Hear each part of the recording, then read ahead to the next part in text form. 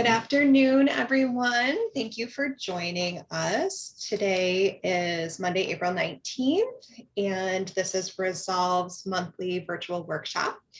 Today, we have Courtney Laffler with us, who is a board member at Resolve, but also a financial advisor with Edward Jones, and she is going to be presenting on financial wellness and helping us learn some really great tips and strategies for creating a very strong foundation for financial wellness for now and the future.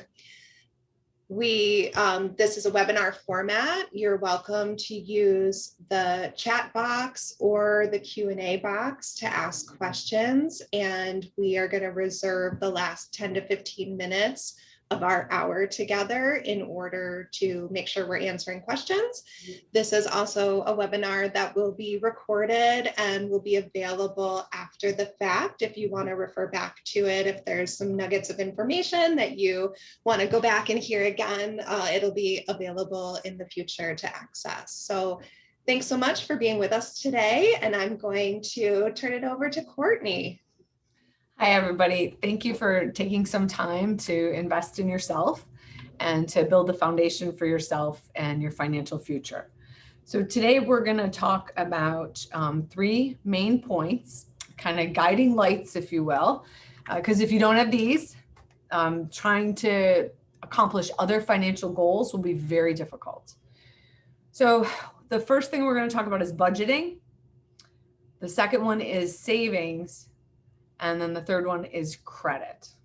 I chose the graphics on this presentation of the Northern Lights. So that is one of my wildly important goals, something that I want to see in my lifetime. So when I think about savings, that second topic, just to keep in the back of your mind, that is a goal that I have for one of my savings buckets, is to someday go and see the Northern Lights. And apparently there's these little igloo places you can spend the night that have like glass domes, and you can lay there and see the Northern Lights. So that was why this really resonated with me. All right. So budgeting sounds really simple. It can be very overwhelming. So you got to take it slow. If you have a bank statement that you can take a look at and look at prior activity. A lot of times if you have an app and you can get it on your phone or log in online, if not, maybe you still get paper. If you have not had access to any of those things, you can go to the bank if your name's on the account and request them to print it off for you, okay, right then and there, so that you can take a look at what have I spent my money on for my expenses. So I know we're going to start with fixed expenses. So there's three main types: fixed, variable, and one-time. So fixed expenses are things that you're going to have every month, just part of ordinary life, to keep the roof over your head and the lights on. You're going to incur these expenses. And so you want to start, there's several different formats that you can use, budgeting tools, apps, just a spreadsheet in Excel, or even just a good old-fashioned, notebook, legal pad, and you can start writing it out for yourself. And you're going to start with those fixed expenses and what you have spent. If you are looking to make a change in your living situation and you're concerned about, am I going to be okay? I've been fortunate enough to assist some people in the past that have tried to wrap their arms around this and want to know that they're going to be okay as they're looking for a change of their current living situation. And we start with, well, what are rents in this area? Or what would a house cost? And so some of you may have to go backwards or forward a little bit, however you want to view it, to figure out, if you don't know where you're going to be, what you think a rent or a mortgage payment would be. And then there's car loans or leases or transportation costs in general. Some of you may use metro systems. Oh, forgive me, I got a tickle in my throat. transportation costs, or Uber, right? Which has become so popular. Another expense that is out there that would be considered consistent: student loans, utilities, cell phone, anything that you know you're going to have on a monthly basis that are fixed, health insurance, the really important ones. Some people will consider a gym membership really important, or if there's some other activity that they do that it's a fixed expense to belong to the organization and participate. You can include that in that area. The next one is variable expenses. So food, entertainment, nightlife, which, you know, none of us have had in a while. Again, some people will put the health club under variable, or things may change with what you do with that. If you do kayaking, you know, and in our area, you can only do that in the summer. You know, that would be your variable expense. You want to put it in there because you know it's something you're going to consistently do, but it's not going to be every month. So you want to have a plan for that. Grubhub, you know, I put that as far as food goes, but if there's something where you're consistently eating out, I have a group of girlfriends, we try to get together once a week, and dinner, it's at very inexpensive places. Whoever can attend shows up. It's, you know, I call it my mental health session, my posse of support. And it's where I solve all the world's problems.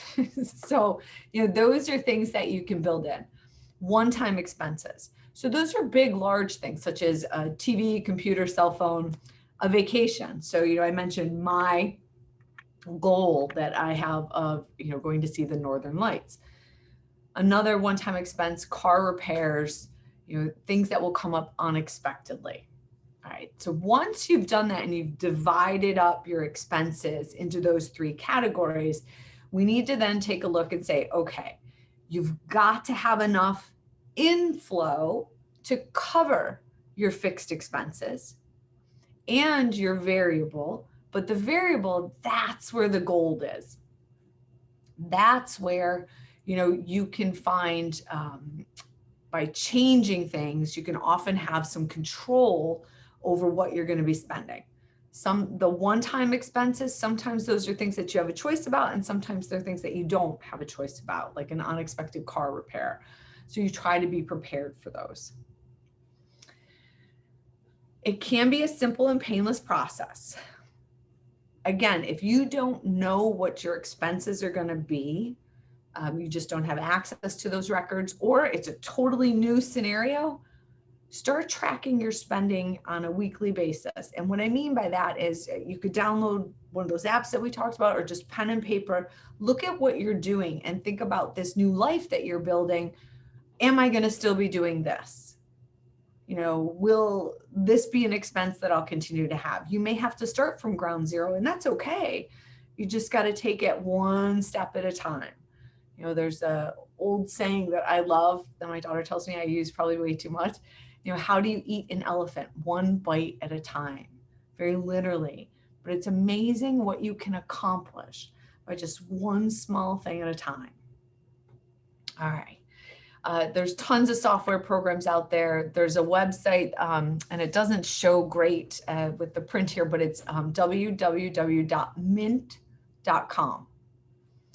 And there's tons of apps on your phones, as I have mentioned, if you use a smartphone. So once you've broken out the expenses, you need to take your net income. So that's the amount that if you are working and you have money consistently deposited into your account, what you're actually going to receive after all of the expenses are taken out of your check. What is that amount that you're actually going to get? Because a lot of times people are thinking, well, I made this much last year on my tax return, or my salary's this. Well, that's great, but how much are you actually getting deposited into your account that you could write checks and stuff off of? If you have a deficit, if you look at your budget and then you actually look at your net deposits, whether it's from employment, child support, spousal support, whatever, don't be discouraged. You know, sometimes I know we avoid putting these things in black and white because they're scary. And then I don't want you to get deflated if you go and do that work and, you kind of take that bold step and then you see that you have a negative. Again, just take a deep breath. You can go back to those variable expenses and you may be really surprised at where some of your money's going, that you can make adjustments. So over the pandemic, when I couldn't leave my house, it was amazing how much money accumulated in my account, right? Because I wasn't stopping to get a coffee. I wasn't going to the hairdressers, which I found very painful. But the amount of money that I saved in all of those small activities. So silly example, but really relevant. If you go to the hairdressers regularly, so every 5 or 6 weeks, if you add a week, if you were going, say, every 5 and you add another week to that and you go to 6 weeks, you reduce the number of times that you go to the hairdressers from 10.4 to 8.6. And, depending upon what your bill is, if you, cut, color, highlights, whatever you do, that could be a couple $100. So over a year, those little changes can really make a big difference. Getting a different cell phone with a different plan. So there's lots of small things that you can do that you can start to address what would be the deficit. Okay. All right. And again, you're not alone. Most individuals, honestly, I deal with people all the time around this, and most people really have no idea how much they are actually spending. They'll be like, well, my salary's this, and okay, well, you're doing this. This is what's getting deposited. Your budget's this, and there's this much. Where's it going? That's a good question. I don't know. So let's take a look at that. Okay, savings. So this is our second point today, but this is also very important. If you're going to be making a change, you hope to have savings. But if you notice, savings and safety, they both begin with S. Safety, to me, would be the priority. You can figure out the savings if there's a safety issue. So just putting that out there as well, that, sometimes you have to prioritize and look through that lens of making sure that you're still mentally and physically well to be able to build a savings. All right. So the reason we want savings, you want to be able to be prepared to handle those unexpected expenses and bills or events. And there's a couple of different rules of thumb. The perfect answer would be to have 6 months of your net income in a savings account, easily accessible, so that if an emergency happens or you lose your job, that you have that 6 months supply. Okay. And this is just for you as an individual. Sometimes that can be a number that might be a little big for people. So I recommend starting with 3 months as a goal. Okay. And it may take you a couple of years to get that goal accomplished, but don't give up on it. Again, going back to the elephant. Okay. So a little bit at a time. And also the beauty of being able to send money electronically today and on your phone, if at the end of the week, you've got an extra $5 into a savings account over time can make a difference. It's all these small little tweaks, or you get a tax return, or you get a refund for something and it's a piece of cash that you were not anticipating. Put part of that into savings. So another rule of thumb that I wanted to kind of put out there is having a plan for unexpected inflows. So tax return, you weren't anticipating getting $2,000 back from the federal government. We need to have a plan already established that whenever that happens, you know what you're going to do with that money. So of course, part of it would be if you have debt, to put towards debt, then savings, and then living your life a little bit. But you need to establish ratios. So debt, that might be 35%. Savings, that could be 45%. So that last 20%, you do something extra that you've been wanting to do. I might take that and put that in my savings account for my trip to go see the Northern Lights. Or if it's something smaller than that, if it's, I really want to go and get a mani-pedi because that makes you feel good, then use it for that. That's your 20% at your discretion to do whatever you want to do that makes you feel good, because we need to feel good about things so that you have momentum with what you're doing. That's another thing with savings and budgeting.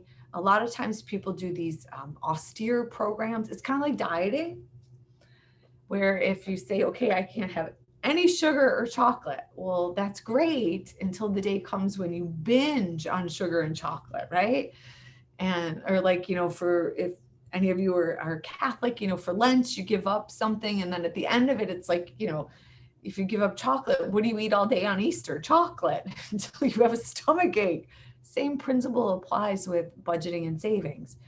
If you make it too restrictive, human nature, there comes a point where, you just go a little hog wild, if you will. So you don't want to do that. You want to make this a system for yourself where it's something you can accomplish. You want to be realistic about it. You also want to reward yourself a little bit as you go so that you'll keep up the momentum of doing it. Okay. So a perfect scenario would be to look for a way to systematically from your budget. So I'll give you an example. Your bills are $1,200. Your net check that's deposited is $1,500. So that leaves a difference of $300. Into that emergency savings, maybe putting $250 of that into the emergency savings, and you get $50 that you put towards something else. So I have a couple of savings goal buckets, if you will. There used to be back in the day these Christmas clubs. My mom used to do one. She'd go to the bank, and this is back when you used to go to the bank too, and the teller, and she would deposit her money for her Christmas club. And then at Christmas time, she would go and get it all out, and then she had all her money for Christmas.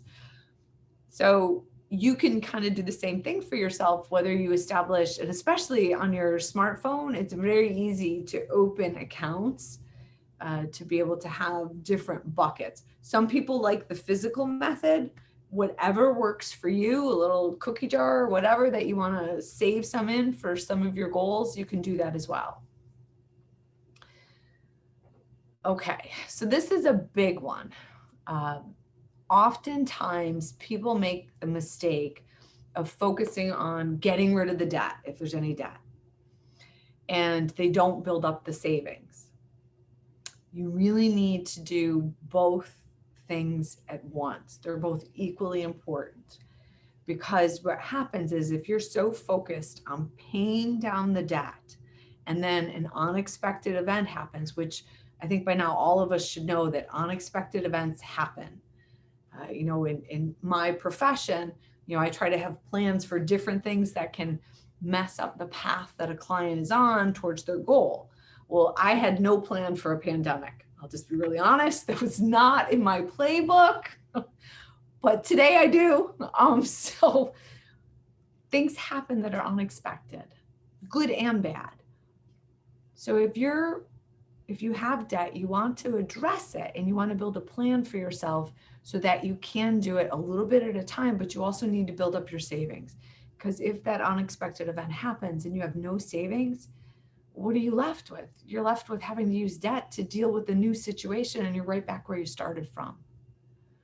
So they're both really important. All right. And I use the word vicious there to describe it. It really is a vicious cycle. Okay, so the last point that I really want to talk about is credit. So if you have not done so, you need to get your credit report. And again, I'm so sorry about the colors on this showing up like this. But so right here, you can order your credit report. It's called annualcreditreport.com. So www.annualcreditreport.com. It doesn't cost anything to get it. You can do it every year. You're allowed to have one once a year, and it gives you all three of the agencies. Okay, because there's three major credit agencies in the US: Experian, Equifax, and TransUnion. Oftentimes you'll hear about a FICO score. That's different. You actually have to pay to get your FICO score. Although I have seen where banks or different institutions may offer it for you as part of a program. If you have a credit monitoring service where they're going to make sure that no one's using your credit unnecessarily or fraud trying to access it, they may give you your FICO score so you know what it is. But the reason you want to get these reports, and depending upon your age and credit experience, they can be really long because they go back to when you first started using money. So the first credit card I ever had was a Sears and Roebuck credit card, and it's on there. So that credit history will stay on there for a long, long time. But when you get it, you need to sit down and take a little time with the report. You can print it out, you can download it onto your computer or tablet and go through it and see, because you may be surprised about things that are on there that you were aware of or maybe not aware of. And you always want to check for inaccurate information, because your credit is really important. It can give you choices for what you want to do if you have good credit. It's not the end all be all, but it is important. All right. If you do have debt, you want to start making a list of your debt with the highest rates first and the balance going down. And you kind of want to think of it like a pyramid, literally a pyramid with the highest amount or rate that you have of your debt on the top, and then the base is the lower amount. And every year you want to knock out the top of that pyramid. Now, there's several different strategies. I have known people that have done like Dave Ramsey or different programs to address debt. If there's something that works for you that you want to do, that's great. Just remember, trying to keep balance, right? With paying down debt, you got to have that savings. You can look at consolidating debt. Everyone's choices that they'll have for how to deal with debt are going to be different depending. If your credit is not good, you may not have as many choices. You may have to go about it and tackle it in a different way. But starting with the highest to the lowest rates is just one simple way. There's other strategies that say to start with the smallest balance first and knock those off. But you can choose and read about, if you want, different approaches. I'm just telling you about one that I found people find very useful, in that pyramid kind of program, and getting rid of the highest rates first. All right. Some of the choices that are out there that people may or may not be aware of. So if you need to consolidate, there are agencies that are non-for-profit that do help with consolidating your credit. They will negotiate with the credit card companies to get you a lower rate, and they'll lower your payment, and they'll establish a fixed payment for you over a certain number of years. And then at the end of it, all the debt's gone. And it does impact your credit rating though, but not forever. So if you decide that that's something you want to explore, when you go and talk to them, you can ask them, say, okay, how long is this going to be on my credit report? It may be 12 or 24 months. Well, depending upon your scenario, if you're renting a home or you're living with relatives, having perfect credit may not be of the utmost importance at that time. But at the end of the 12 or 24 months, when you want to get a nice apartment or you want to purchase a home, having your credit cleaned up by then would be really important. And you might not be able to accomplish your goal without using that particular method. You can yourself call and try to negotiate with credit card companies. You can look at consolidating onto a lower interest rate card, getting everything into one. I know people that have done that strategy and they find it really helpful to see just one balance instead of having payments go, say, to 7 different places. Another option that is out there, if you have decent credit, there are now companies that do personal loans. I know I've heard of SoFi, Marcus, a couple others that might allow you then to consolidate and clean things up. And again, establish that fixed payment for you. You know, they're all good choices as long as you're starting to slowly deal with what you have to deal with. And if there are inaccuracies on your credit report or outright fraud, you know, you're going to have to deal with that. So I have a colleague, if you will, in a different part of the country that also does some work in this area. And he was sharing with me a case he was working on where apparently under great duress, an individual signed documents for a loan and then also signing off on a retirement account. They were able to, with the help of attorneys and lawyers, to get that all reversed and out of that individual's name. So again, everyone's scenario is different. And I know that there are resources out there if that is your scenario, if you get the report and you're shocked by it, or as you may be going through legal proceedings, that you uncover that you did something like that, that don't think it's over. You know, make sure to explore all of your options. And if you very much feel like you're in over your head with debt, please act. Don't wait, because it won't get better. And you can accomplish a lot by just a little bit at a time. Now, also, if you find that spending money or impulsive buying was how you were coping with a stressful situation, there are organizations out there that you can get some help with that, you know, and everybody's different. So, you know, whatever would work for you. I've heard of Debtors Anonymous. They have a website, www.debtorsanonymous.org. There's also gamblers, or not, I'm sorry, not gamblers one. There's creditsesame.com. There's a creditkarma.com, and then a www.credit.org and a www.nfcc.org.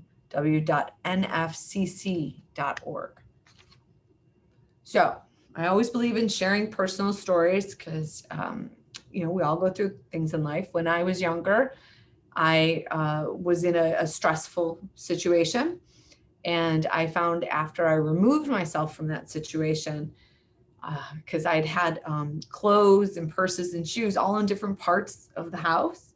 And when I moved, they were all in one location because I had a very small apartment.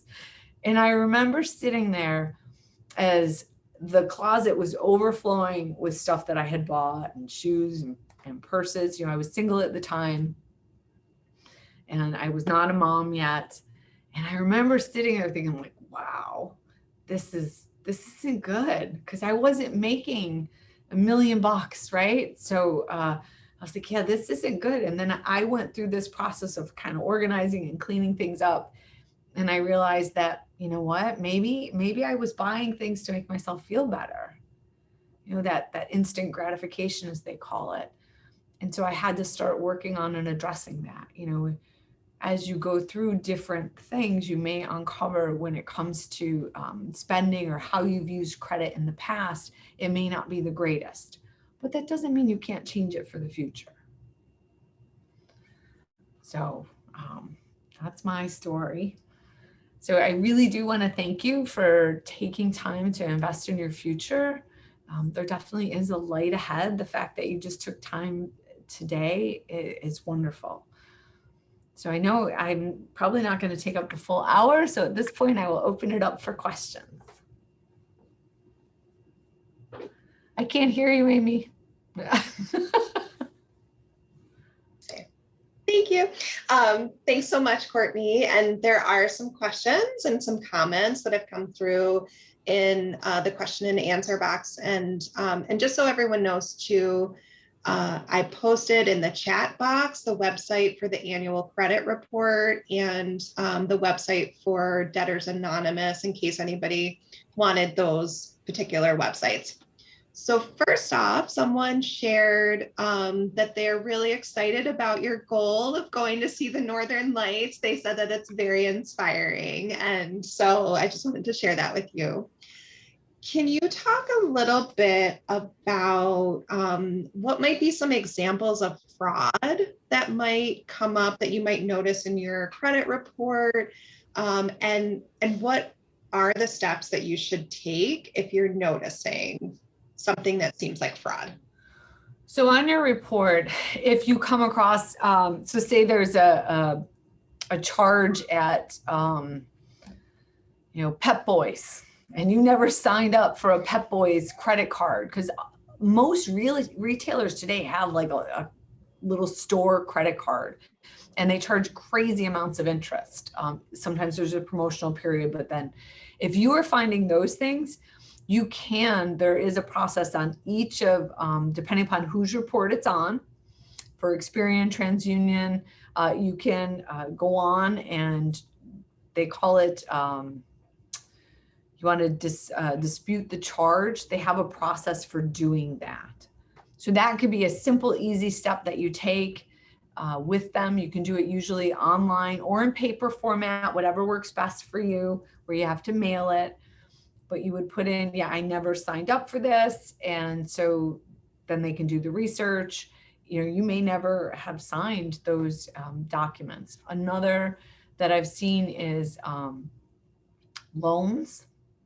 So there's been loans that have been taken in your name, whether it's from somebody you know or you don't know. That's the other thing today is, you really should get in the practice of checking your credit report, because there could be stuff on there from, halfway around the world.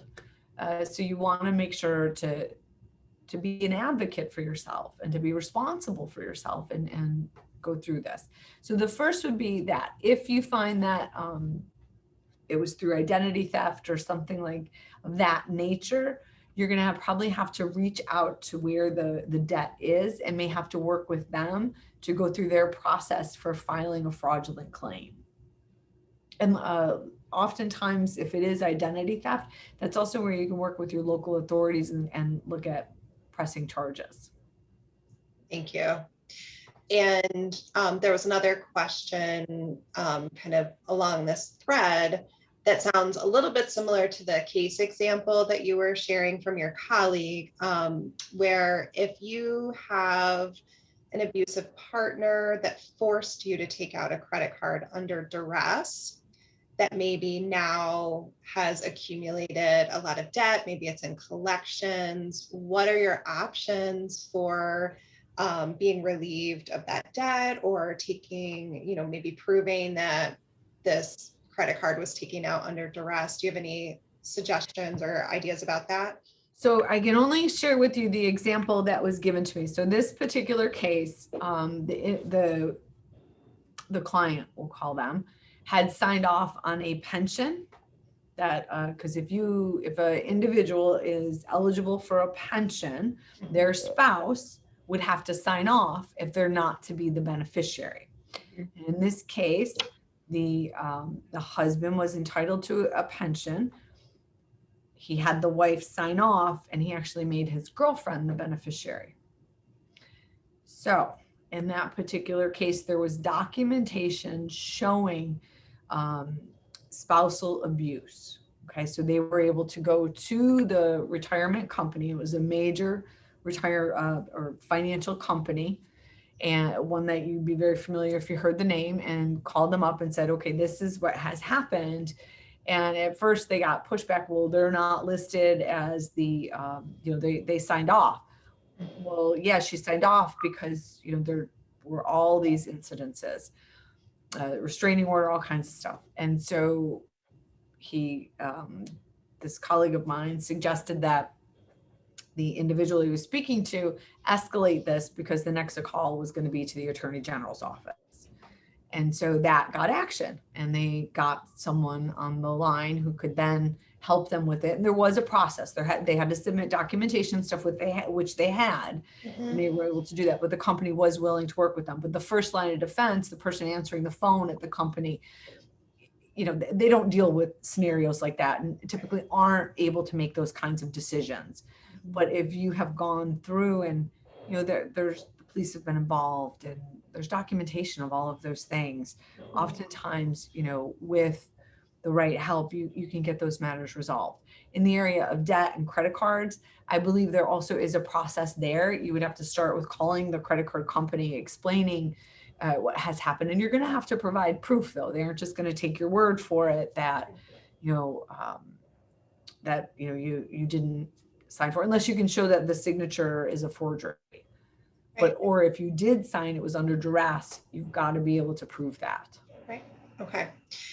So in that process, would you recommend that someone works with an advocate? So whether that's a lawyer or someplace like Consumer Credit Council, something like that? Definitely. Yeah. Okay. Get some professional guidance on that. Okay. Thank you. That was really helpful. In your experience supporting survivors, are there helpful ways to start to budget discreetly? So let's say you're meeting with somebody who is thinking about making a change in life. Do you have ideas about how they could start to maybe do some of that savings or do some of that addressing of their debt, maybe in a way that's not going to raise any signals to potentially their partner? Okay, definitely. So the first thing I would say is, are you able to go to a credit union or someplace where you can go and set up an account for yourself, and you tell them right out, you want no mail, you want no emails, you can give them guidelines on ways in which you would want to be contacted. So that could be one. Or the old fashioned, jar, the cookie jar. That's why I mentioned that. Maybe you have a friend or a loved one that would keep it for you if, you need to make sure it's not in your house. Everybody's scenario is different, but there are things that you can definitely do. But I do know that, not picking any one in particular, but, like the Fairport Credit Union, Reliant, they're usually very aware, very sensitive. So that would be a place that I would recommend starting over a big bank, where if you're worried about getting something in the mail. So that could be one way. The other is, as far as keeping track, this sounds really silly, but those little, okay, so I'm going to give away my age. Back in the day when you were in high school, before planners and everything, there were those little flip pads, right? They had a little, lined paper, and they were about this big. You can keep one of those in your purse. And just when you come across an expense or an awareness around what you think it might be, that could be a great place, because they're little, they're discreet. You can keep it in your makeup bag, someplace that isn't normally checked out or investigated. It doesn't have to go in your wallet. If you're comfortable with your phone, there's the notepad on there. If you have an iPhone, I know Android also has stuff. So those would be the places that I would utilize. I forgot what those little things are called even. Note pockets, I think little it was. steno books or something like that. Yes. They were little. Yeah. And kind of similar lines, are there ideas about beginning to develop some financial independence, maybe before leaving the relationship? So I've had the great honor to work with a couple of Resolve's clients as they've worked on these exact issues. And, figuring out the budget So again, I'm a big believer in examples, and there was an individual who needed to figure out, am I going to be able to afford getting a little apartment for myself? And what would that cost? And we literally got out ads and looked around for the area where she felt she would be safe and wanted to be in.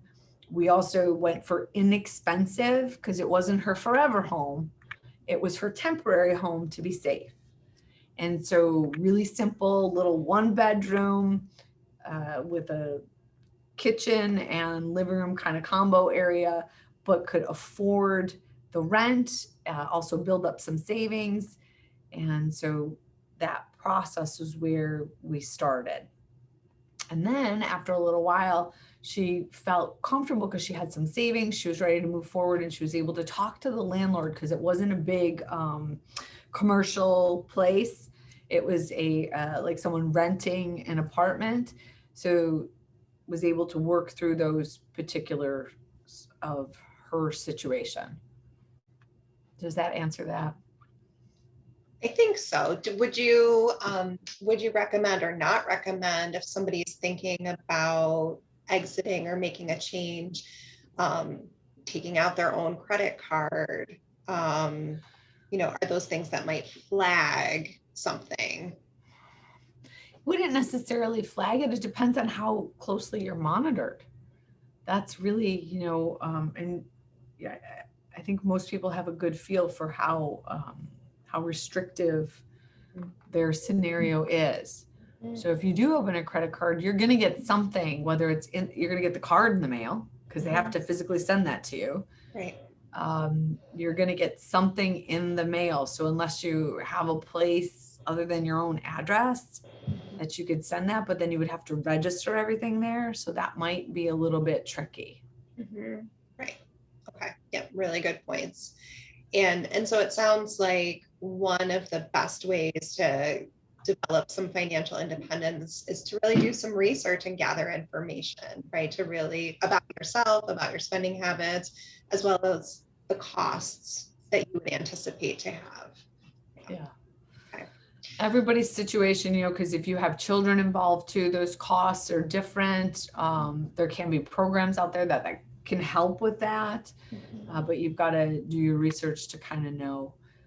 But again, that's why I said, that S, safety before savings, that's the most important thing. So someone asked, my partner has bad credit and we're married, and I'm hoping to gain some financial independence, but I'm afraid that his credit history might negatively impact my choices. How can I advocate for myself? Okay, so if you have not signed on to anything with the debt or anything like that, because each person is their own individual when it comes to your credit history. There's no joint credit history, okay? So, but start with that credit report and see what do you already have that's been impacted. And you literally could do that today and have that right in front of you today. Going to that site, it downloads instantly, okay? And then see where you're at, what has already been impacted, or what out there might you not have really authorized, or maybe you did authorize, but it was used way beyond what it was supposed to have been used for, and see where you stand. And then that may actually be something with your partner, if you're married, that you're going to have to negotiate if you decide to leave and get divorced, as you go through that process. Again, when you're doing that, you want to work with advocates and professionals that can help you with that would look at what are assets and debts to be able to equal things out as best as possible. Okay, and it's difficult, when you go through and separate stuff out, and one person has been more negatively impacted on their financial or credit report than another, and then you have to kind of bargain back and forth. But if you did not sign for those things and it was done fraudulently, you can start to pursue getting those taken off your record.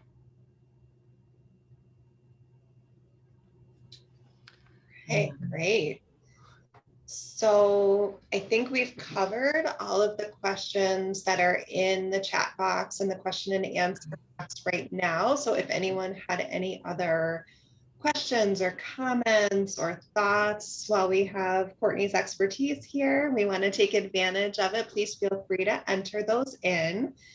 And while people are maybe thinking about final questions, I just wanted to sort of update for our next virtual workshop. So our next workshop will be in May. It's always the third Monday of the month from noon to 1. And for May, we will be hosting ourselves. So it'll be therapists or Resolve therapist staff that'll be presenting, and we'll be talking about the topic of parallel parenting. So those of you who might be in positions where you're having to co-parent with an abusive partner or an abusive ex-partner, this concept of parallel parenting is a really, really relevant topic and might be really helpful to attend. And also just to remind anyone who might be interested that tomorrow morning is Resolve's annual Resolutionary Awards breakfast. And it's a virtual format this year. It's free to register. You can register on our website. It's from 7:30 to 8 a.m. tomorrow morning. Really beautiful program where we have a survivor share her story, as well as awarding some amazing recipients in our community who are doing really powerful work addressing intimate partner violence and domestic violence. And it's also a fundraiser for us. So we hope to be able to raise a little bit of money to be able to continue to do the work that we do. So anyone is welcome. Please feel free to share with friends and family if you think they might be interested in attending, or colleagues. And those are kind of the upcoming events for Resolve. So I'm not seeing any more questions. There was one comment. Thank you so much for doing this, Courtney. It's really, really easy to listen to this presentation, very practical, down-to-earth suggestions, which are always so helpful and appreciated. So someone wanted to share that comment with you. Right. And so thank you so much for being here. And for sharing this really helpful information to help people start to really think about how they can improve their financial wellness and think about those long-term goals like the Northern Lights.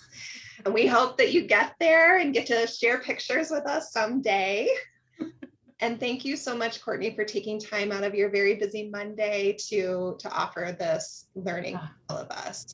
It's my honor and my pleasure.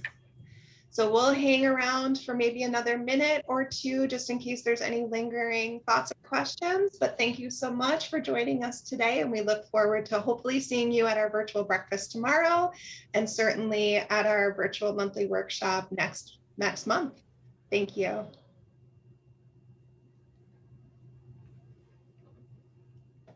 Okay. I'm going to stop the recording.